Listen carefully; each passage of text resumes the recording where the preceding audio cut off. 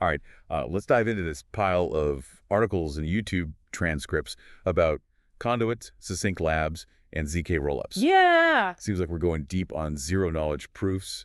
And the ZKPs everyone's talking about. Yeah, exactly. ZKPs and how they're changing Ethereum scaling, especially with all this talk about ZK rollups. Right. We've got pieces here about a specific ZK rollup called OP Succinct. Interesting. And a company called Conduit. Mm-hmm. And the team behind OP Succinct Labs. Okay. They're building a whole lot more than just rollups, though. Yeah, it seems like they've got their hands in a lot of different things. So our mission today is to help you really understand what makes OP Succinct stand out from all the other rollups. Right. What problems it tackles, and why this might be a glimpse into the future of blockchains. What I find fascinating is how ZKPs have gone from this kind of niche corner of cryptography to a potential solution for blockchain's biggest headache. Like, scalability and interoperability. Yeah, it's mind-blowing when you think about it. Yeah. For a while, they seemed like this super technical, almost theoretical concept. Right. But now they're at the forefront of this huge push to make blockchains faster, cheaper, and more interconnected. Exactly. And that's where ZK rollups enter the picture. Right. They leverage ZKPs to bundle up a bunch of transactions. Right. Process them off-chain, and then submit a tiny proof back to Ethereum. Uh-huh. This proof acts like a cryptographic seal of approval, guaranteeing that all those transactions were valid. Okay. So less congestion on the main chain, way lower fees, and you still get the security of Ethereum. So it's like a super efficient express lane for transactions, but with the same level of security as the main Ethereum highway? Yeah, you got it. But hold on. Yeah. There's another type of rollup we hear about a lot. Optimistic rollups. Right. From what I've gathered, they have some drawbacks. Yeah, they do. That 7-day wait time for withdrawals always makes me cringe. Yes, the infamous challenge period. With optimistic rollups, you're essentially trusting that someone will raise a red flag if there's a fraudulent transaction. Okay. So there's this built-in waiting period to allow time for potential disputes. Right. It works, but it's not exactly ideal for user experience. No. Imagine waiting a whole week to access your funds after a trade. Not very practical, is it? I mean, not really. No. And it's not just about user experience, right? No, it's not. I was reading that this waiting period also impacts things like capital efficiency and makes it harder to build seamless connections between different blockchains. Absolutely. It creates friction in the system. Plus, one of the articles even mentioned that some optimistic rollups are relying on multisigs in production instead of fraud proofs. Oh, wow. So they're basically placing their trust in a small group of people instead of the code itself. Interesting. It feels a bit contradictory to the whole ethos of blockchain. You've hit on a key point. And this is where ZK rollups, like OP Succinct, offer a fundamentally different approach. Okay. Instead of relying on trust and waiting periods, they use cryptographic truth. Okay. With a ZK rollup, you get a proof that mathematically guarantees the validity of the transactions. Gotcha. No need for a challenge period. No need to rely on a small group of validators. So it's like having a mathematical notary that verifies everything instantly? Yeah, pretty much. That sounds like a game changer for all sorts of applications. It is. But from what I've read, building these ZK rollups hasn't been easy. No, not at all. Is that where Succinct Labs and their SP1 zkVM come into play? Precisely. Okay. Building a ZK rollup that's both efficient and secure is a monumental task. Right. Enter OP Succinct, a Type 1 ZK EVM rollup that combines the OP stack with Succinct Labs SP1.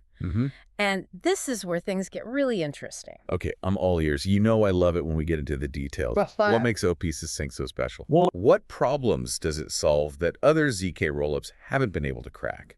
Well, for starters, it delivers on that promise of fast finality we talked about. Okay. We're talking proof generation in minutes, not days. Wow. So instead of waiting a week to withdraw your funds, you can have them available almost instantly. Okay, I see why you said it's a game changer. Yeah. That speed could revolutionize so many things, from simple peer-to-peer payments to complex DeFi strategies, no more waiting around for transactions to clear. Exactly. But what about the cost of generating these proofs? Yeah. I imagine all that cryptography requires some serious computing power. You're right. But even on that front, OP Succinct is making waves. Okay. They're claiming proving costs as low as half a cent per transaction. Wow. That's already competitive with optimistic rollups, Uh, and they expect those costs to plummet even further with ongoing optimizations. so fast and cheap. I'm starting to see why people are so excited about this. But Yeah. what about developers? Yeah, what about them? Do they need to learn a whole new set of tools to build on OP Succinct? That's a good question. Because let's be honest, the learning curve for some of these blockchain technologies can be pretty steep. Yeah, it can be. It can be. That's the beauty of it. Yep. OP Succinct achieves full EVM equivalence, meaning developers can use all their existing Ethereum tools and smart contracts. Okay. No need to reinvent the wheel or learn a new programming language. That's a huge relief. Yeah. It means developers can jump right in and start building without having to go back to school for a blockchain crash course. Right. It makes the whole ecosystem more accessible and encourages innovation. Yeah, I agree. And speaking of making things easy, I read that there's a streamlined upgrade path for existing OP stack chains to switch over to OP Succinct. There is. How does that work? It's surprisingly straightforward. Okay. Succinct Labs claims that existing OP stack chains can make the switch in just an hour. An hour. Yeah, just an hour. That's incredible. It is pretty fast. It sounds like they've really thought about how to make this transition as smooth as possible. They have. It's almost like you're saying, hey, come on in. The water's fine. Yeah, exactly. All right, I'm ready to dive deeper into the secret sauce behind all of this SP1. Okay. What exactly is it, and why is it so crucial to OP Succinct's success? SP1 is the engine that makes all this magic happen. Okay. It's Succinct Labs, open source, high performance zkVM. Mhm. And there are a few key things that make it stand out. Okay. First, it's blazing fast. Okay. Up to 28 times faster than existing zkVMs for certain tasks. Now, This is thanks to its innovative design and clever use of what they call precompiles. precompiles. Yeah. That's one of those terms that makes my eyes glaze over a bit. I know what you mean. Can you break it down for me? Sure. What are precompiles, and how do they make things faster? Imagine you have a complex calculation that needs to be done repeatedly. Yeah. Instead of having the zkVM crunch through every step each time, a precompile acts like a shortcut, handling that entire operation in a much more efficient way. So it's like having a prepackaged solution for a specific problem, Yeah, rather than having to solve it from scratch every time. exactly. That makes sense. But speed isn't the only thing that sets SP1 apart, right? Right. What else? SP1 is also highly customizable and maintainable. Okay. Unlike some other zkVM solutions that are closed-source black boxes, Right. SP1 is open source, meaning developers can easily tinker with it, Okay. add new features, or optimize it for specific use cases. That- This open source ethos is a big part of what makes SP1 so exciting. I'm sensing a theme here. Open source, transparency, accessibility. Yeah. It seems like Succinct Labs is really committed to building technology that's not just powerful, but also open and collaborative. They are. Does that extend to their broader goals as well? Absolutely. Like what? Succinct Labs has this grand vision of a proof-based future where we move away from blind trust and rely on cryptographic truth to secure and verify everything. Okay. And their work on SP1 and OP Succinct is a big step towards realizing that vision. Okay, now you've really piqued my curiosity. Good. What does a proof-based future look like? Well, What are some of the specific areas Succinct Labs is working on beyond just rollups? they're tackling some really intriguing challenges. Like what? One of their key initiatives is building a decentralized network of provers, Okay. which could make ZKPs even more accessible and affordable for everyone. Think of it like a giant distributed network of computers all working together to generate those cryptographic proofs. Okay. This could significantly lower the cost of using ZKPs and make them more accessible to smaller developers or projects with limited resources. So instead of needing specialized hardware and a ton of computing power, you could tap into this decentralized network and essentially rent the processing power you need. Exactly. That could be huge for leveling the playing field. Yeah, it could. But what are the implications beyond just affordability? Well, imagine a future where anyone can easily and cheaply verify any kind of data or transaction using ZKPs. Okay. It could revolutionize how we think about trust and transparency in everything from supply chains to voting systems to online identities. It's like replacing the need for blind faith with verifiable mathematical proof. Right. That's a powerful concept. It is. And you mentioned earlier that Succinct Labs is building a bridge between Ethereum and Gnosis chain using ZKPs. Yes. I'm curious to understand how that works and why they chose to start with Gnosis chain specifically. Good catch. Remember how we talked about those 7-day waiting periods with optimistic rollups? Yeah, those were rough. Well, bridges built on optimistic rollups inherit that same Oh, limitation. I see. But with ZKPs, you can create bridges that are much faster and more secure. Okay. And Gnosis Chain is a great starting point because it uses the same consensus mechanism as Ethereum. So by focusing on a chain with shared technology, they can streamline the development process and prove out the concept before tackling more complex integrations. It's a smart strategy. It is. But how does the bridge actually work? Okay. Walk me through the process of, say, sending a token from Ethereum to Gnosis Chain using this ZK bridge. Imagine you want to transfer a token from Ethereum to Gnosis Chain. Okay. Instead of going through a centralized exchange or trusting a third party, you would use the ZK bridge. Gotcha. The bridge would generate a ZKP that proves you own those tokens on Ethereum. Uh-huh. This proof is then used to mint an equivalent amount of tokens on Gnosis Chain, effectively teleporting your assets from one chain to the other without relying on any intermediaries. So it's like having a cryptographic passport that verifies your ownership and allows you to seamlessly cross between blockchain borders. Yeah, that's a great analogy. No more waiting, no more middlemen, just pure mathematically backed trust. Exactly. But their initial bridge is unidirectional, right? It is for now. Meaning it only works from Ethereum to Gnosis Chain. Right. Why is that? And what are their plans for expanding to other chains? It boils down to the complexity of those ZK-like clients we mentioned earlier. Right. Remember, each blockchain has its own unique consensus mechanism that needs to be translated into a ZK circuit. Building these circuits is a technically challenging task, so they started with Gnosis Chain because it uses the same consensus algorithm as Ethereum, making the integration a bit smoother. So it was a strategic choice to minimize complexity and get a working product out the door. Exactly. Makes sense. What are the next steps on their roadmap? Are they planning to support other chains with different consensus mechanisms? Absolutely. They're already working on expanding the bridge to support a wider range of chains, Okay. including those using different consensus mechanisms like Tendermint, which is popular in the Cosmos ecosystem. And they're not stopping at simple token transfers. All right. They're exploring more ambitious use cases like cross-chain governance and even enabling smart contracts to execute across multiple chains. That's a whole other level of interoperability. Imagine a world where decentralized applications, or dApps, can seamlessly tap into the resources and functionality of different blockchains. Right. The possibilities are mind-boggling. They really are. But all this talk about Gnosis Chain and Tendermint brings up a question. Yeah, what's that? How does OP Succinct stack up against other ZK rollups out there, like zkSync, Scroll, or Polygon's zkEVM? Right. Is there a ZK rollup showdown brewing in the Ethereum ecosystem? It's definitely a competitive landscape. Okay. Each of these projects has its own strengths and weaknesses. Right. What sets OP Succinct apart, at least at this early stage, is that combination of fast finality, low proving costs, full EVM equivalence, and that smooth upgrade path for existing OP stack chains. It sounds like they've really prioritized developer experience and ease of integration. Yes. Which is smart, considering the rapid pace of innovation in this space. It is very smart. But you mentioned earlier that Succinct Labs is also deeply involved in open source development and community building. Yes, they are. How does that philosophy influence their work on OP Succinct and their broader goals? It's fundamental to their approach. They believe that for ZKPs to truly revolutionize the blockchain landscape, the technology needs to be open, transparent, and accessible to everyone. Right.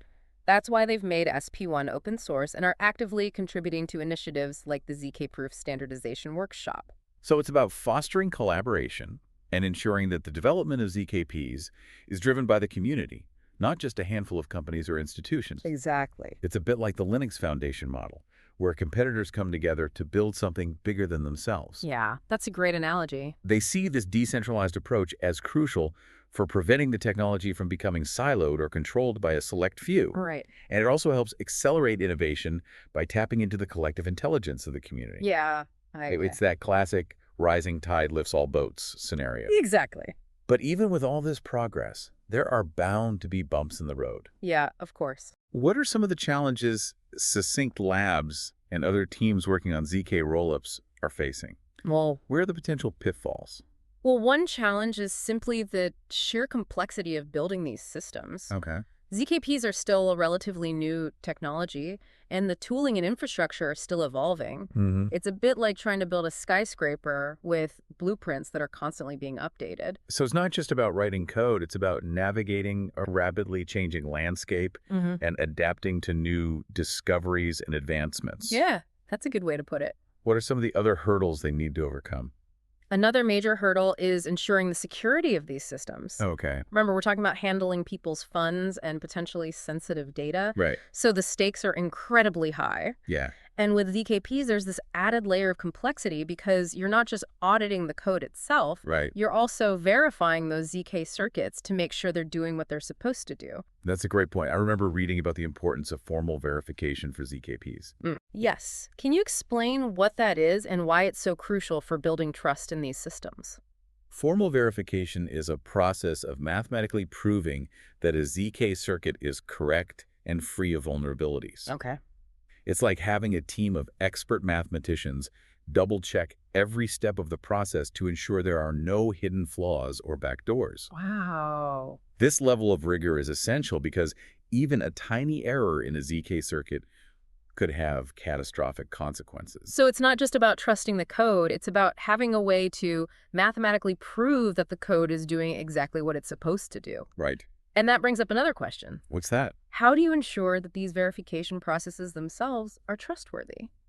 Good question. It seems like we're going down a bit of a rabbit hole here. You're absolutely right. It's a bit of a chicken and egg problem. Yeah. How do you verify the verifiers? Right. And that's one of the areas where active research is ongoing. Okay. One approach is to use multiple independent verification teams, each using different methods and tools. This helps reduce the risk of a single point of failure or a malicious actor manipulating the verification process.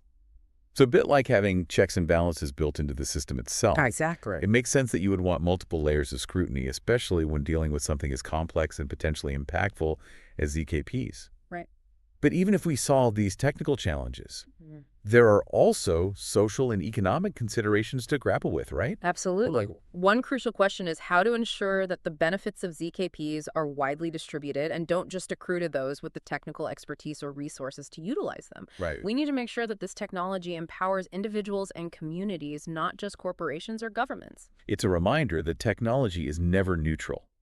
It's shaped by the people who create it and the values they embed within it. That's very true. And it's crucial to have these conversations about the ethical implications of ZKPs alongside all the technical advancements. I agree. We don't want to just create a faster, more efficient system. We want to build a system that's fair, inclusive, and benefits everyone. I think that's a great goal. But before we get too deep into the philosophical weeds, let's shift gears for a moment. Okay.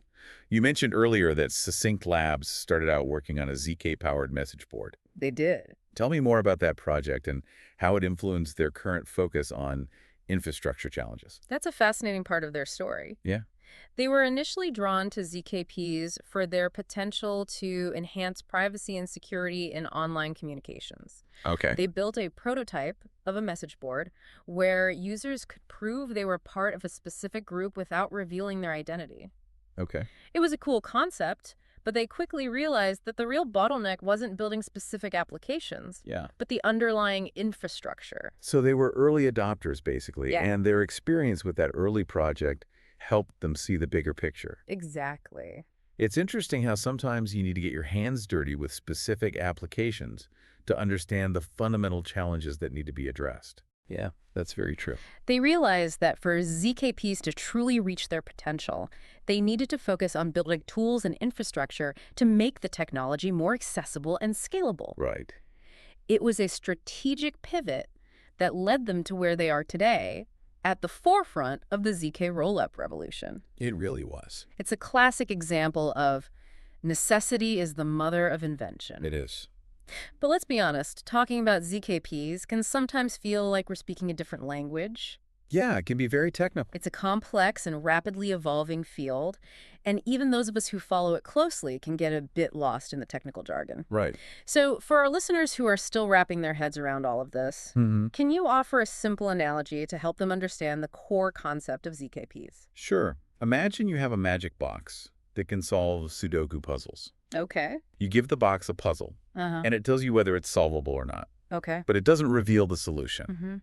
That's essentially what a ZKP does. It allows you to prove something is true without revealing the underlying information that makes it true.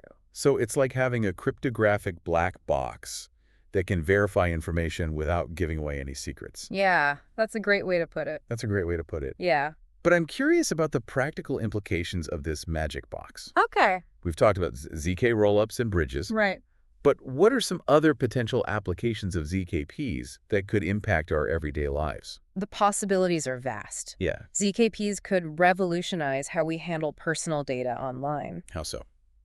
Imagine being able to prove your age or creditworthiness without revealing your date of birth or social security number. Okay. Or imagine being able to vote in an election without anyone knowing who you voted for, Yeah, while still having the certainty that your vote was counted correctly. that's incredible. That is pretty cool. It's like having the benefits of transparency and accountability without sacrificing privacy.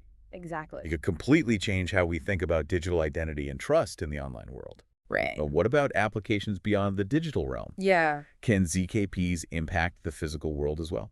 absolutely. One area where ZKPs are gaining traction is supply chain management. Okay.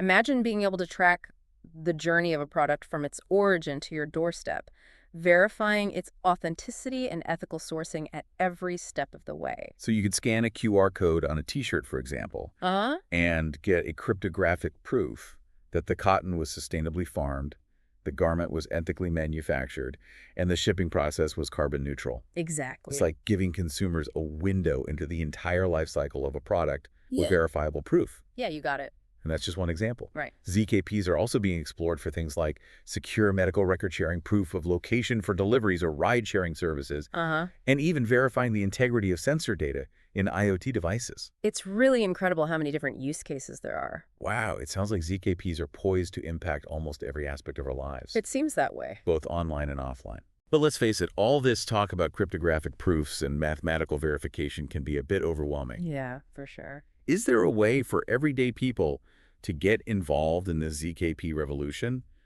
without needing a PhD in cryptography? Absolutely. The beauty of open source development is that anyone can contribute, even if you're not a coding whiz. Okay. There are communities and forums where you can learn about ZKPs, follow the latest developments, and even participate in testing and feedback for new projects. So it's about staying curious, doing your research, and finding ways to get involved at a level that's comfortable for you. Yeah, exactly. It's like any new technology, the more people who understand it and use it, the more likely it is to be used for good. That's a great way to put it. The future of ZKPs is being written right now, and it's up to all of us to shape it in a way that benefits everyone.